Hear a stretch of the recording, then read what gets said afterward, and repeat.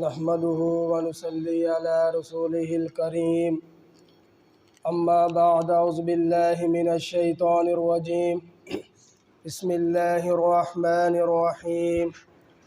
سورۃ الانعام میں اللہ تعالیٰ نے شرک کے بارے میں ذکر کیا۔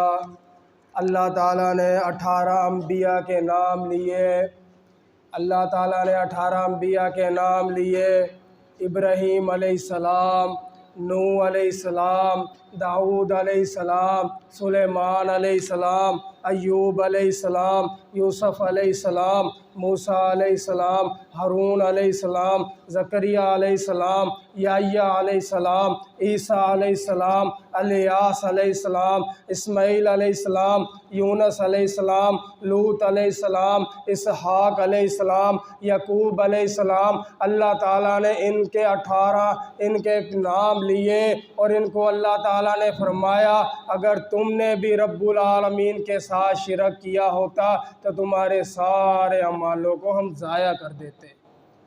ابھی بات یہیں ختم نہیں ہوئی میرے بھائیوں، پھر آخر میں سارے کائنات کے سردار جناب محمد الرسول اللہ صلی اللہ علیہ وسلم کو بھی مخاطب کر کے رب العالمین نے فرمایا او میرے پیارے محبوب، اگر آپ نے بھی شرک کیا ہوتا تو ہم آپ کے بھی سارے اعمالوں کو ضائع کر دیتے۔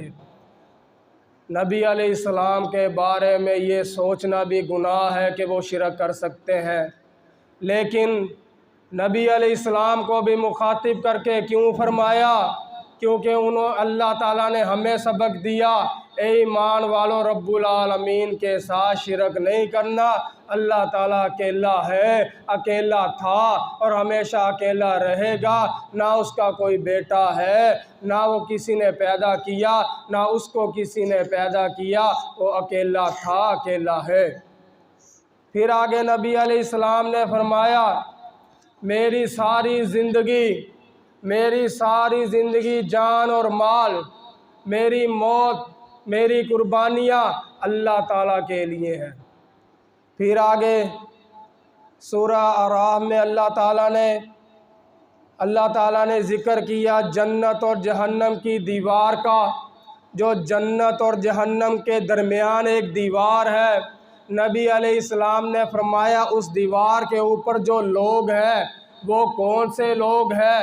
وہ لوگ نبی علیہ السلام نے فرمایا وہ ہیں جن کی نیکیاں اور جن کی برائیاں برابر ہیں۔ ادھر سے برائی بھی اور نیکی بھی دونوں پلڑے برابر ہیں۔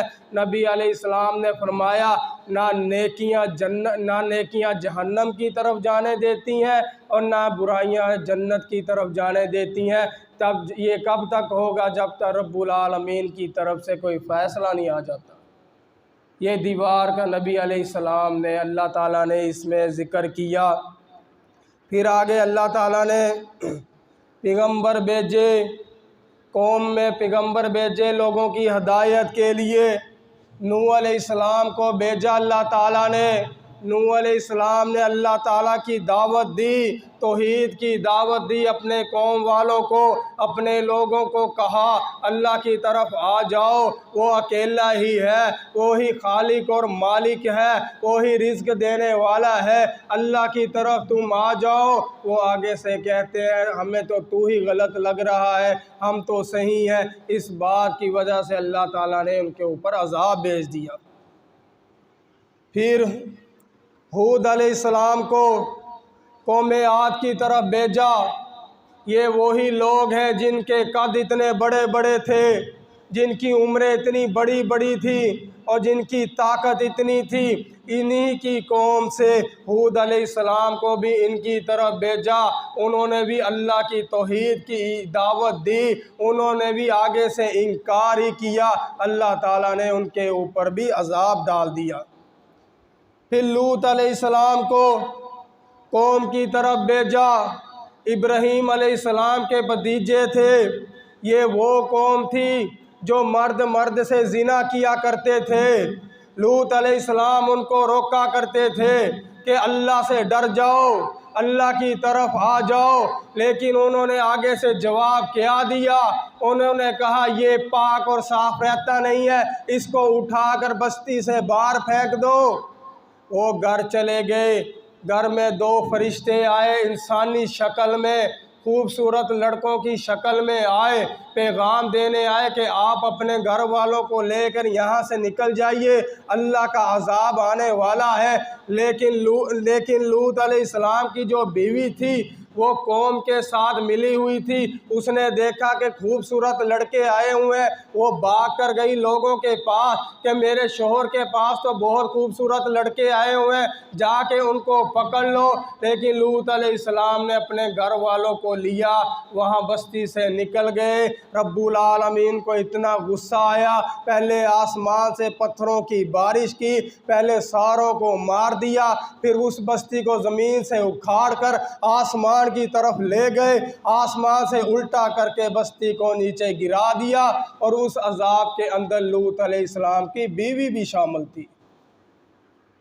آپ مغرب ممالک کی طرف چلے جائیں، قاری صاحب کو ہم سے زیادہ پتہ ہے کہ وہاں کا قانون ابھی بھی یہ ہے کہ اگر کسی لڑکے کو کوئی لڑکا پسند آ جائے تو وہ اپنے ساتھ رکھ لے، اس کے ساتھ نکاح جائز ہے۔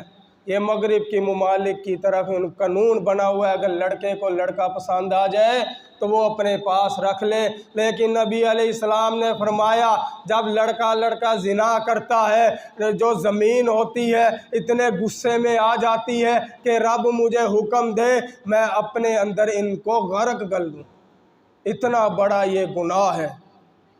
آگے پھر صالح علیہ السلام کا واقعہ بھی اللہ تعالیٰ نے ذکر کیا۔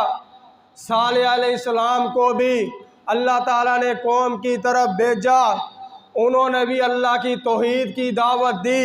ان کے ساتھ ان کی ایک اونٹنی تھی جو ان کی دلیل تھی، انہوں نے کہا میں پیغمبر اور نبی بن کر آیا ہوں، میری یہ دلیل اونٹنی ہے، اس کو جہاں جانا چاہتی ہے جانے دو، جو بھی کھانا پینا چاہتی ہے اس کو روکنا نہ۔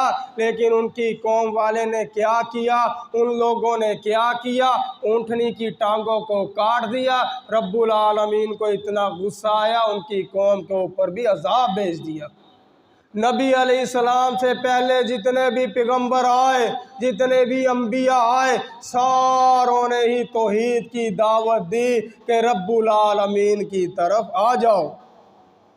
آخری بات پھر اس میں اللہ تعالیٰ نے اس بات کا ذکر کیا، حدیث ہے کہ نبی علیہ السلام نے فرمایا جو کوئی مومن مسلمان 3 مرتبہ کہتا ہے اے میرے رب مجھے جنت میں داخل کر دے، مجھے جنت میں داخل کر دے، مجھے جنت کا داخلہ دے دے، رب العالمین اس کو جنت میں داخل کر دیتے ہیں۔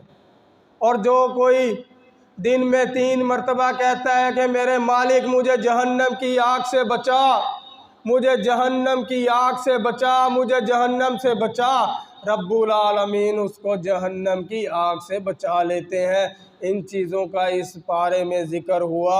یہ مختصر چیزیں آپ کے سامنے رکھتے ہیں کیونکہ مختصر ٹائم ہوتا ہے، نہ زیادہ آپ کا وقت لیا جائے کیونکہ آپ نے بھی جانا ہوتا ہے، مختصر ہی وقت ہوتا ہے میرا سننا اور آپ کا سننا۔ اللہ تعالیٰ اپنی بارگاہ میں قبول و منظور